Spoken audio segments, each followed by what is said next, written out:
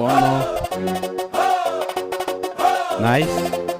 நான் இன்னைக்கு எதுவும் பேச வேணான்னு தான் நினைச்சேன். பட் ஒரு முக்கியமான ஒரு விஷயத்தை பத்தி இன்னைக்கு நான் பேசலன்னா அது அவ்வளவு கரெக்டா இருக்காதுன்னு எனக்கு தோணுச்சு. அதான்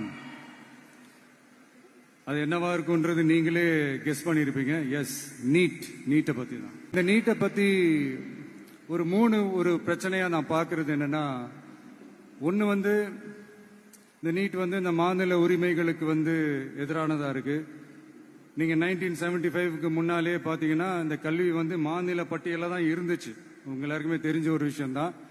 அதுக்கப்புறமா தான் அது ஒன்றிய அரசு வந்ததுக்கு அப்புறம் அது பொது பட்டியல்ல அது சேர்த்தாங்க.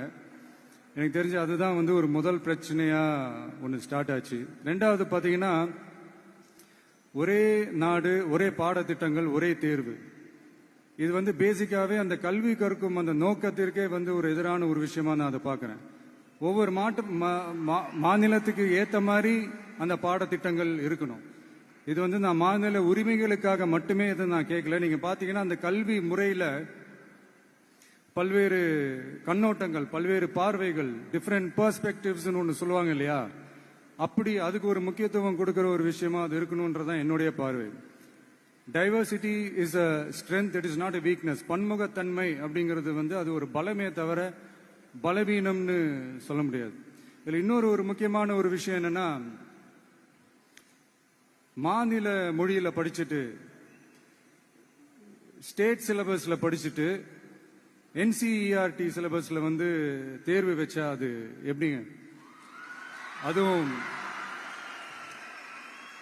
கிராமப்புறத்தில் இருக்கிற மாணவ மாணவிகள், அதுவும் அவங்களுடைய மருத்துவ படிப்புக்கு கொஞ்சம் யோசிச்சு பாருங்க, இது எவ்வளவு ஒரு கடினமான ஒரு விஷயம்னு.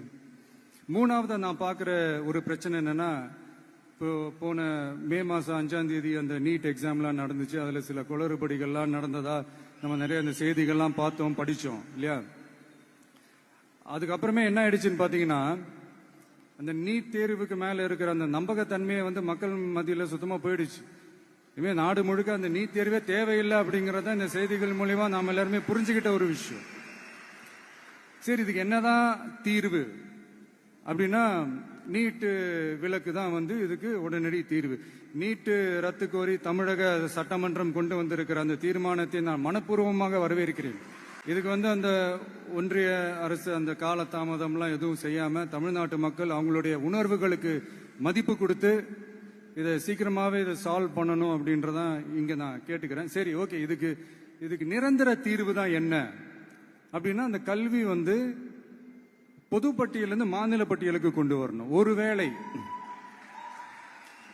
அதுல ஏதாவது சிக்கல்கள் இருக்கு அப்படின்னா ஒரு இடைக்கால தீர்வா இந்த இந்திய அரசியலமைப்பு சட்டத்தை திருத்தி ஒரு ஸ்பெஷல் கன்கரண்ட் லிஸ்ட், சிறப்பு பொது பட்டியல் அப்படின்னு ஒண்ணு உருவாக்கி அதுல கல்வி மற்றும் சுகாதாரத்தை அதுல சேர்க்கணும். ஒன்றிய அரசனுடைய கட்டுப்பாட்டுல தான் இருக்கு. அதனால மாநில அரசுகளுக்கு அந்த முழு சுதந்திரத்தை அது தரப்பட வேண்டும் அப்படின்றதான் இங்க என்னுடைய தாழ்மையான ஒரு வேண்டுகோள். ஜிப்மர், PGI இந்த மாதிரி நிறுவனங்களுக்கு வேணா அவங்க அந்த நீட் எக்ஸாம் நடத்தணும்னா நடத்திக்கலாம். பட் இங்க அந்த பிரச்சனை என்னன்னா, இது என்னுடைய ஒரு சஜஷன் தாங்க. இது நடக்குமா? உடனே நடக்காதுன்னு எனக்கு தெரியும். அப்படியே நடந்தாலும் அதை நடக்க விட மாட்டாங்கன்னு எனக்கு தெரியும். அதனால இந்த சந்தர்ப்பத்தில் என்னுடைய சஜஷனை உங்ககிட்ட அதை நான் பகிர்ந்துக்கணும்னு ஆசைப்பட்டேன். இதுதான் என்னுடைய தனிப்பட்ட ஒரு கருத்து நீட்டை பத்தி.